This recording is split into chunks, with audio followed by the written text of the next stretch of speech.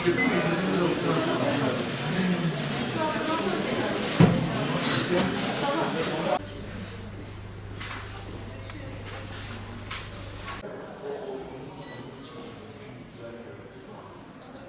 inebilirsin. Şimdi analiz kısmında devam ediyoruz. Önce bir çık, sabit duralım.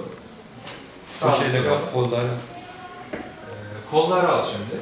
Yanda çıkıyor onlar.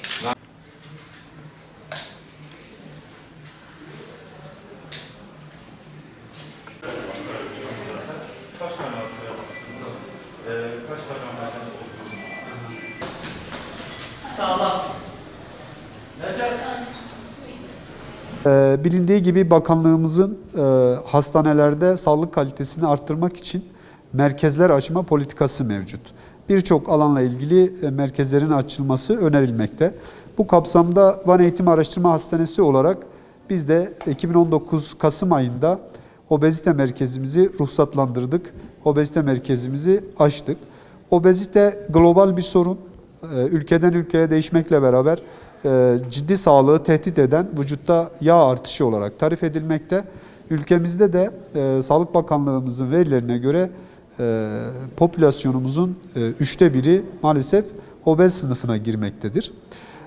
Bu kapsamda obeziteyle mücadele için merkezimizi açtık. Dediğim gibi bir yılımızı geride bıraktık. Obezite merkezimizin özelliği şu: biz hastalarımıza multidisipliner yaklaşmayı felsefe biliyoruz. Burada yapılan şey şöyle: hastamız geldiğinde önce koordinatörümüzle bir tanışması oluyor. Obezite koordinatörümüz hastayı değerlendiriyor. Daha sonra diyet uzmanımız, dahiliye uzmanımız sırasıyla psikologumuz, fizyoterapistimiz ve gerekirse endokrin uzmanı, göğüs hastalıkları uzmanı, kardiyoloji uzmanı aynı hastamızı değerlendirmekte. Hastalar bu kapsamda sınıflandırılmakta ve tedavileri planlanmaktadır. Tedavi kısmında da bakanlığımızın önerdiği obeziteyle mücadele modülleri bulunmakta. Bu en az 6 ay süren bir tedavi basamakları. Merkezimizde bu uygulanıyor. Dediğim gibi ilgili uzmanlar tedaviyi sürdürüyor. Bazı hastalarımızda vücut kitle indeksi özellikle 40'ın üzerinde olan, yani morbid obez dediğimiz hasta grubunda genel cerrahi uzmanı da obeziteyle uğraşan cerrahi uzmanımız da hastayı değerlendiriyor. Gerektiğinde bariyatrik cerrahi dediğimiz obezite cerrahisi de hastanemizde uygulanmakta. Ayrıca mide balonu denilen gastrik balon da yine hastanemizde gastroenteroloji uzmanımız ve cerrahi endoskopi ünitemizde de yapılmakta. Ayrıca son zamanlarda popülarite kazanan mide botoksu da yine bu tedavi içerisinde yer almaktadır. Şimdiye kadar obezite merkezimizde yaklaşık 90 hastamız bu modüllerimize dahil oldu. Bunların içerisinde 4 hastamızı tüp mide ameliyatı yaptık. Vücut kitle indeksleri 40'ın üzerinde olduğu için.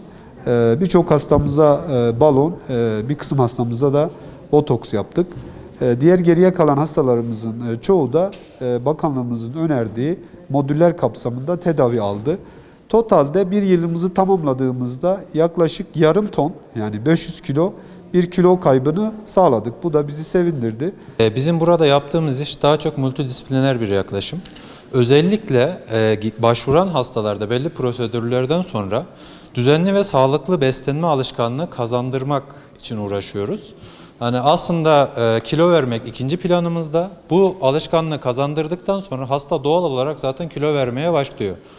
Dördüncü modül, yani bakanlığımızın bize söylediği modülleri takipten sonra dördüncü modülde eğer hasta gerekli kiloyu vermezse hastaya yine biz destek çıkıyoruz ve mide balon, bariyatrik cerrahi ve bunun gibi diğer tıbbi uygulamaları da uyguluyoruz.